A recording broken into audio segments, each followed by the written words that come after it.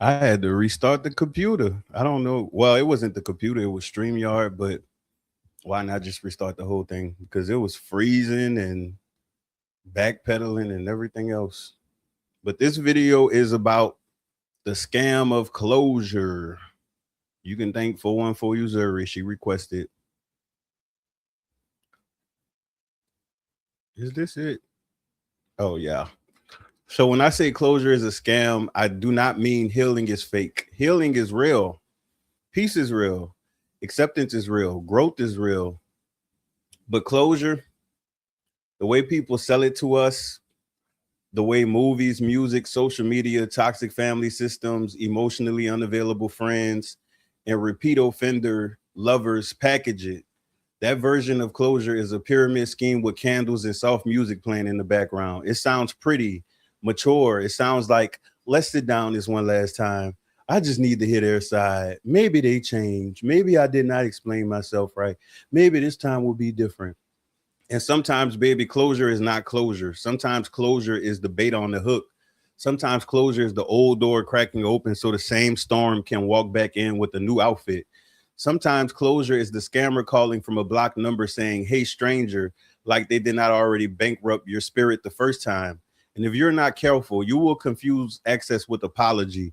You will confuse nostalgia with love. You will confuse a temporary attitude adjustment with transformation.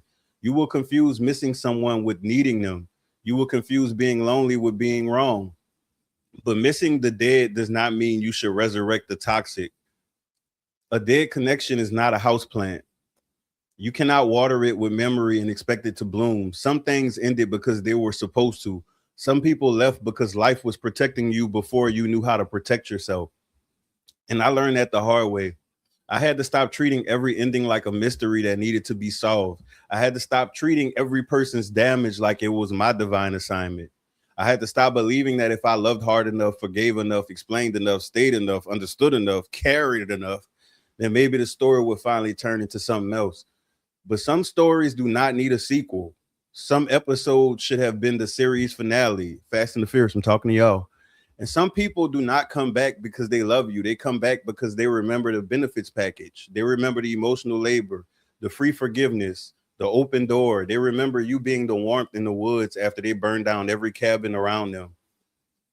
But let me say this clearly, being a safe space does not mean you have to be a shelter. It looks like they have a pause. I don't know. You have to be a shelter for everyone who refuses to stop starting fires. That is where healthy closure begins with you. Closure is not always a conversation. Sometimes closure is a decision. Sometimes closure is saying, I don't need a confession to validate what I survived. Sometimes closure is saying, I don't need them to understand me for me to understand the lesson. I can forgive without reopening the door. I can love who I was, even if who I was allowed too much. Closure is saying I can grieve the good times without ignoring the transaction history. Because nostalgia will lie to you if you let it. Nostalgia will show you the laughs and hide the disrespect. It will show you the birthday pictures and hide the betrayals. It will play the highlight reel and mute the part where you beg to be valued. It will make you miss the person you created in your head while conveniently forgetting the person who kept showing up in real life. This is why self awareness has to be louder than loneliness. You have to become a pattern recognizer in your own life. If you keep meeting the same person in different bodies, pause, ask yourself who they remind you of. Ask yourself what unfinished wound is trying to audition strangers for an old role. Ask yourself whether you are chasing love or chasing the correction of a childhood you did not control. Because some people are not looking for partners, they are looking for parents. Some people are not looking for friends, they're looking for proof that they are finally chosen. Some people are not seeking closure, they're seeking a rewrite. But life does not always give us a rewrite. Sometimes it gives us a lesson, a mirror, a clean exit. And death is different.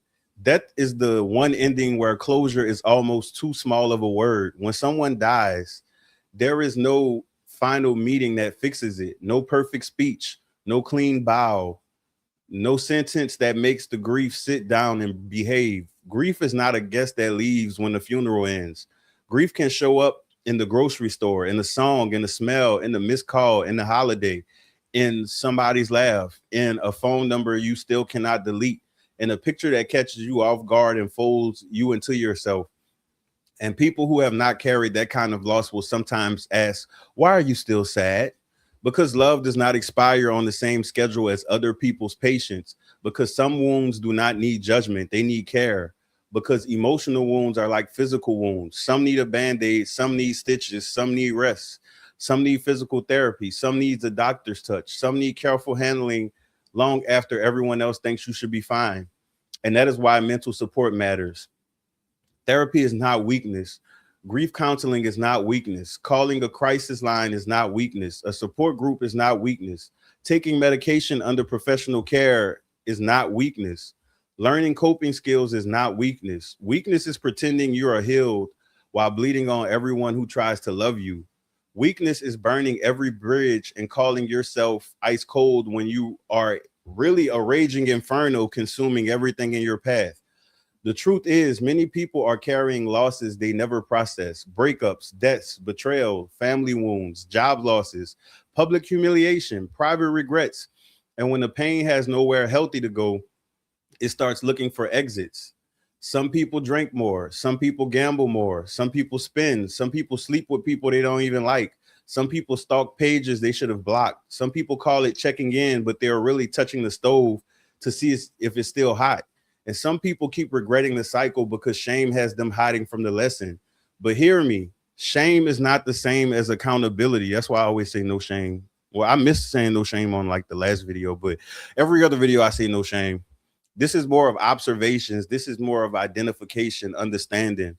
You can't grow if you don't understand what's going on. If you feel shame, that leads to a lot of people being in denial, a lot of people having self-doubt and all types of other negative emotions that are not healthy for growth. Accountability says, I did that and I need to grow. Shame says, I am that, so why even try?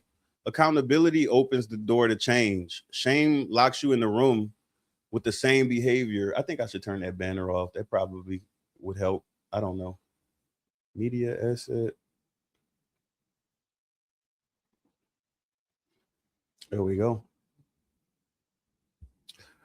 So do not shame yourself for wanting closure. Do not shame yourself for going back once. Do not shame yourself for believing someone's pretty picture.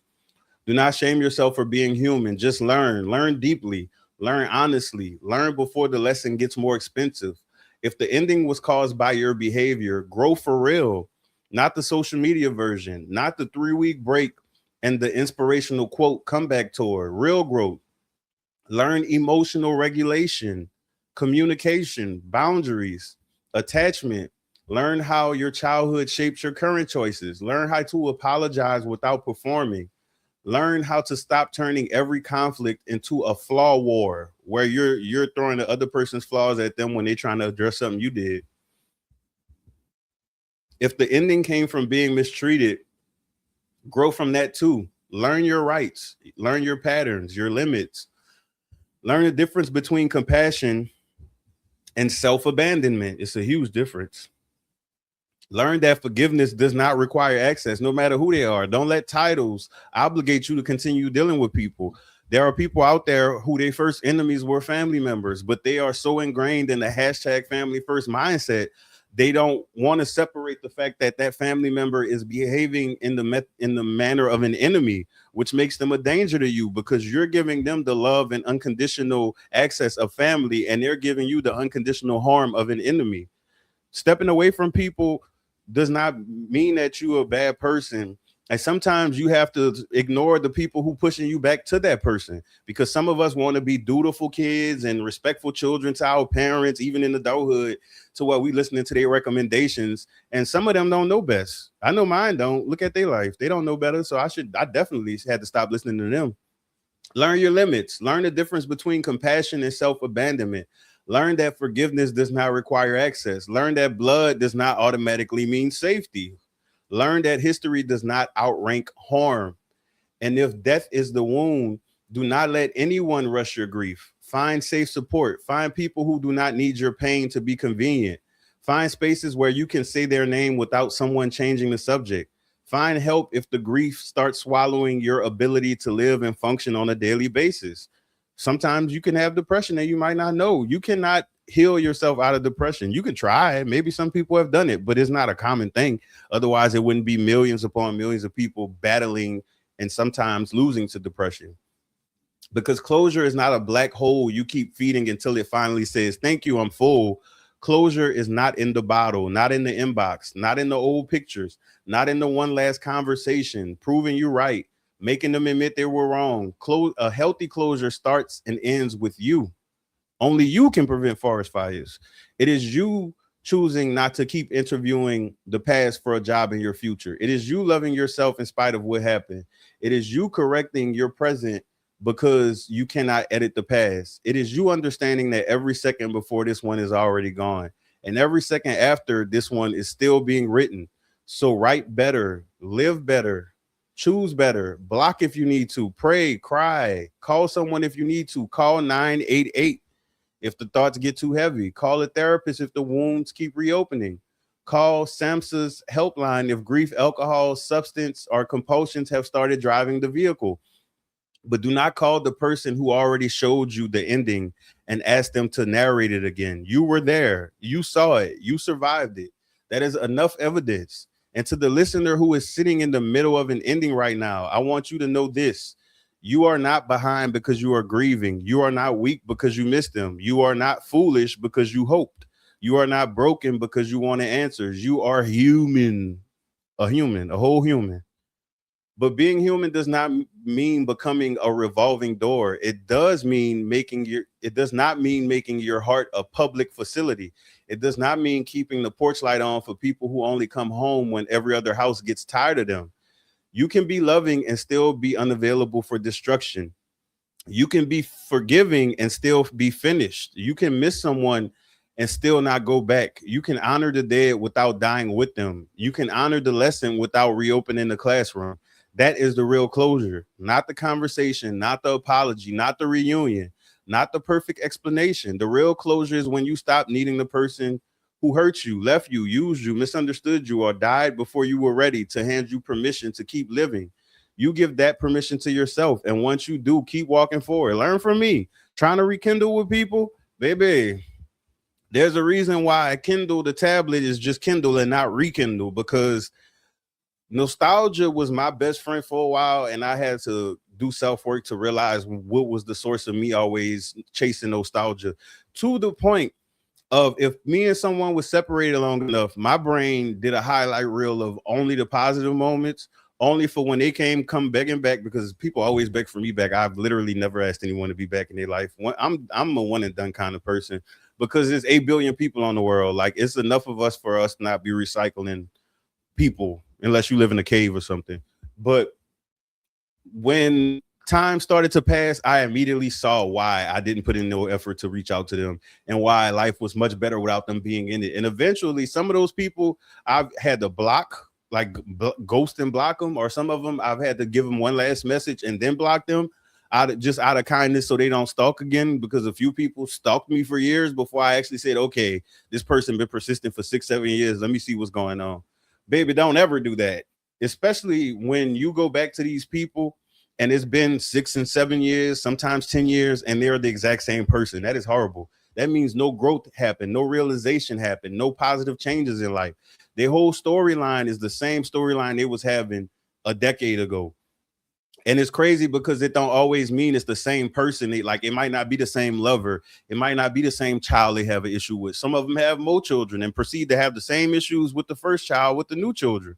You would have thought a clean slate meant that you could have had a clean break, but not for everyone. And that's not our place to do that. And you also have to stop letting people use your emotions against you. That's why emotional regulation is important, because with emotional regulation, people would not be able to pull at your heartstrings and get you to do things out of love, or, oh, I need you so badly right now, I don't know who else to call.